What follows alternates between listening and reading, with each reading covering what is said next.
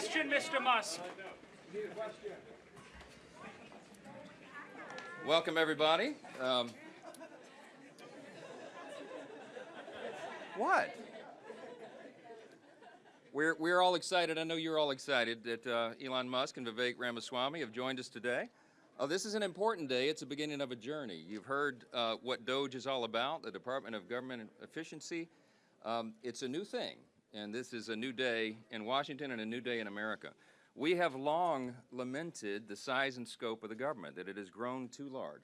And let me be frank about this. Government is too big, it does too many things, and it does almost nothing well. And the taxpayers deserve better. They deserve a more responsive government, a more efficient government, one that is leaner and more focused on its primary objectives. And that's the opportunity that we have here now. We believe it's an historic moment for the country, and these two gentlemen are going to help navigate through this exciting new day. Elon and Vivek don't need much of an introduction here in Congress for certain, and most of the American people know what they're capable of and what they've achieved.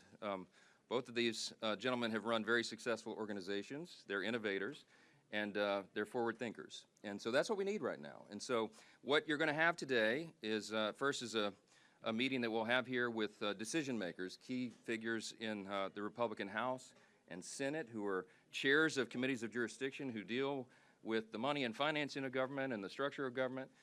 We'll have chairs of the new Doge caucuses that have been set up in the Senate and the House.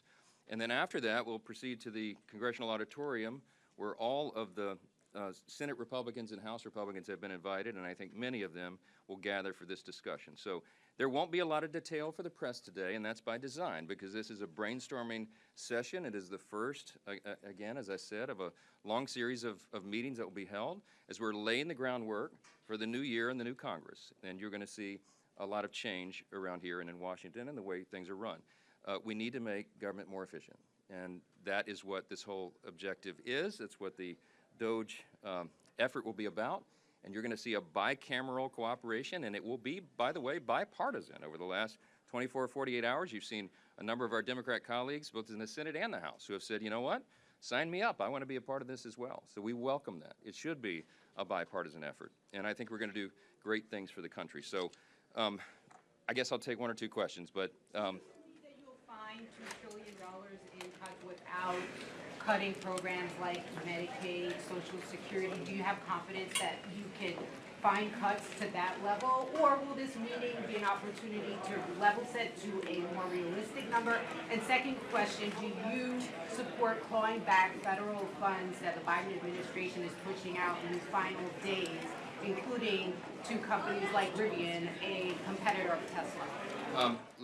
Let me answer these questions in reverse order. We're very frustrated by what the Biden administration appears to be doing right now, and that is, as you said, shoveling money. As someone said on a hidden camera on a clip that I saw, someone in the administration who's charged with distributing the funds said it's like we're dumping gold bars off the Titanic here at the end. We take over in January, and until then, the big government Democrats are still in charge, and they're spending money, in our view, recklessly. And so, yes, we've had a lot of discussions over the last couple of days about what our authority would be to claw some of that back and to stop it. It's a serious challenge, and we need to stop it and expose what's happening. That's what this effort will be about going forward. There is an enormous amount of waste, fraud, and abuse in the government, and I think everyone knows that intuitively. And so the efforts here, both with our subcommittees that are being created here and with the Doge effort itself, will be to explore that, to investigate it, and lay it bare for the American people to see. I think that's how we'll begin to bring about the change that we all need. So this is an ongoing effort. Yes? Mr. Speaker, Mr. Speaker.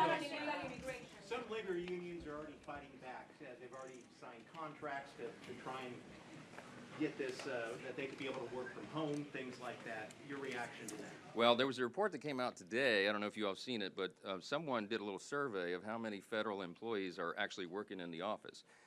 By one estimate, it may be about 1% if you don't count the security personnel that are covering these buildings.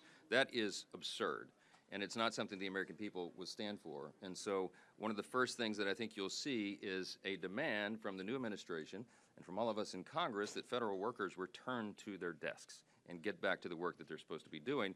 I think that is common sense. What you're going to see here, the overriding theme here, is a return to common sense and a return to accountability and efficiency in government. I think that's going to serve the people well. There'll be a lot more to tell you all in the days ahead. Thanks for being here. Thanks for being here. Conflicts of interest. Mr. Ian.